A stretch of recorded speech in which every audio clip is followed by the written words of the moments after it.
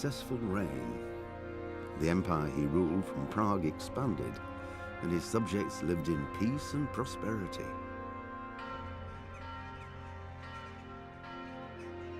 When the emperor died, the whole empire mourned. More than 7,000 people accompanied him on his last procession. The heir to the throne of the flourishing empire was Charles's son, Wenceslas IV, whose father had prepared him for this moment all his life. But Wenceslas did not take after his father. He neglected affairs of state for more frivolous pursuits. He even failed to turn up for his own coronation as emperor, which did little to endear him to the Pope. Wenceslas the Idle did not impress the imperial nobility either. His difficulties mounted until the nobles, exasperated by the inaction of their ruler, turned for help to his half-brother, King Sigismund of Hungary. Sigismund decided on a radical solution. He kidnapped the king to force him to abdicate, then took advantage of the ensuing disorder to gain greater power for himself. He invaded Bohemia with a massive army and began pillaging the territories of the king's allies. It is here that my story begins.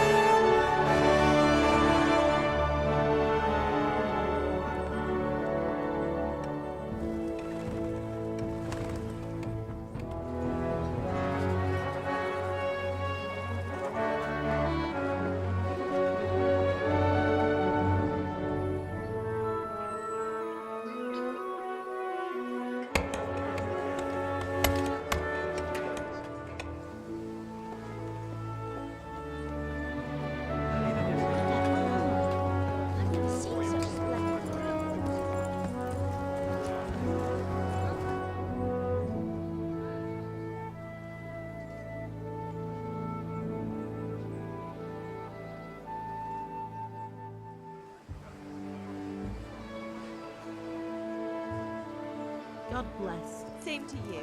Today's a scorcher.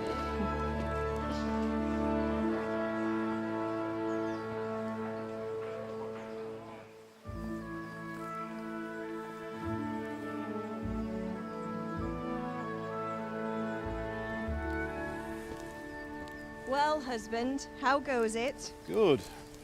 I should get it finished today. Where on earth is Henry? I need him to run some errands. He was still sleeping when I went out. At this hour? Blue-blooded idler. Well, it looks like he was out all evening, drinking like a lord.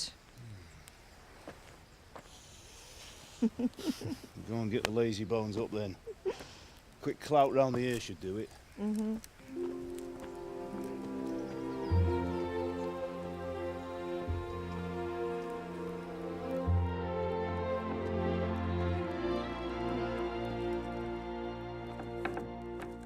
Henry! Get up now. There's work to be done. Mother. Get up or I'll come get you up, you slugabed. Hear that? You'd better not vex him. Now get up quick. Your breakfast is on the table. Wait, what's this? Have you been... Oh, Henry. How many times have I told you about fighting? Oh, it's nothing. It's just a scratch. You've been at that sword play again, haven't you? You'd better pray your father doesn't get to hear of it. You know how he feels about it. Oh, don't worry, it wasn't that. I just scratched myself is all. Well, just don't come crying to me if you really do get hurt. Now get up, you rogue.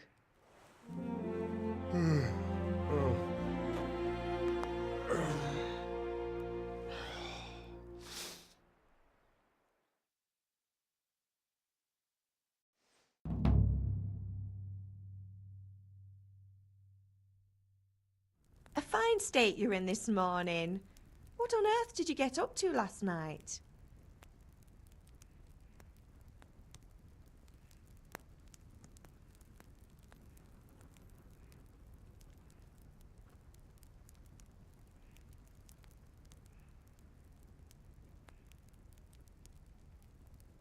I was sweating in the forge all day yesterday, and then I was helping Fritz and Matthew with some errands. So I'd say I have a right to be a bit tired. Well, I've got a feeling there's something you're not telling me. And it's connected with that scratch on your hand. And that suspicious-looking character with a sword who turned up in town recently.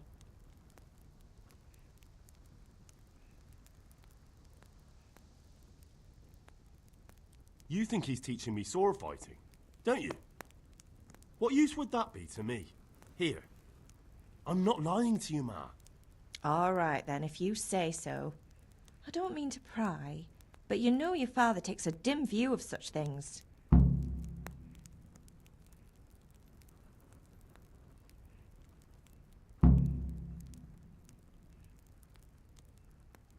Can I get something to eat? I left some breakfast on the table. Help yourself.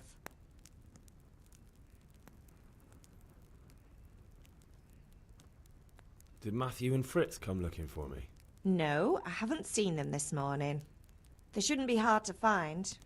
They'll be hanging around a tavern somewhere, as usual.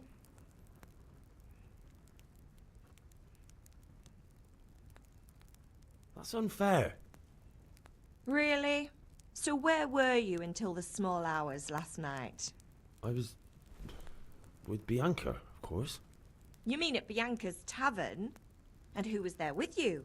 No, don't tell me. Let me guess. Matthew and Fritz. Well, at least you were with Bianca. You should hold on to that one, Hal. She's a clever girl. And invite her for supper sometime. Your father's very fond of her. Of course he is. He thinks he'll be able to wheedle the secret of beer brewing out of her. You're right there. You'd think he was planning to become a brewer in his dotage. Still, that's your father for you. At least he's interested in something, unlike you lot. You're too busy getting into mischief to do an honest day's work. If Fritz and Matthew carry on this way, they'll wind up swinging one day. You mark my words.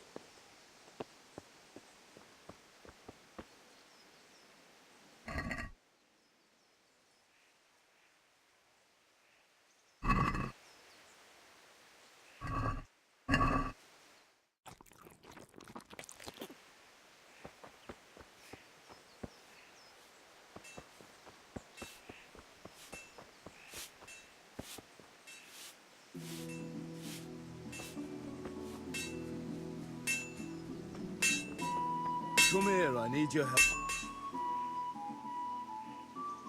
At least you're up, that's a start. Anyway, we've a lot of work to do today. I'm finishing the sword for Sir Radzig, and I need your help. With what? I'm running out of charcoal. Run to the market and buy a bag from the charcoal burner. I'll need some money then. Yeah, that's the other thing. Kunesh still owes me for an axe, a hammer, and the nails I sold him a month ago. Not to mention his debt from before. Go and tell him to pay up, at least for the axe and hammer, and then use the money to buy the charcoal. Kunesh? That drunkard? That'll be fun. Well, you're a big lad now. I'm sure you can manage. If not, tell him that next time I'll come myself and personally use that hammer to bang those nails into his arse. Sure he'll be happy to hear it. Is that all? Not quite. The Chamberlain at the castle has the crossguard for Sir Radzig's sword, which I had engraved in Sasau. You want me to go and pick it up? All right. Money, charcoal, crossguard. Got it. And ale. Stop off at the tavern on your way home. I know you'll be going there anyway to see that girl of yours. But make sure the ale's still cool from the cellar when you get back. Her name is Bianca. Right, so make sure Bianca draws me a nice cool one. Run along now, work won't wait.